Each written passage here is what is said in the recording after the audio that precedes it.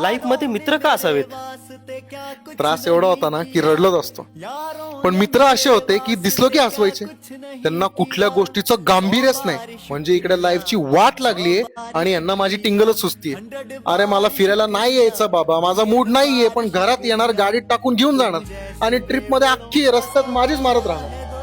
पैसे नव्हते तेव्हा तर कधी माझी किंमत केलीच नाही. आता आज पैसे तरी पण माझी किंमत करत नाहीत. कधी कधी असं वाटतं की हे मुद्दाम असे वागतात का, मी मोठा झाल्यावर माझे पाय जमिनीवर राहावे म्हणून, का खरंच जरा क्रॅक आहेत.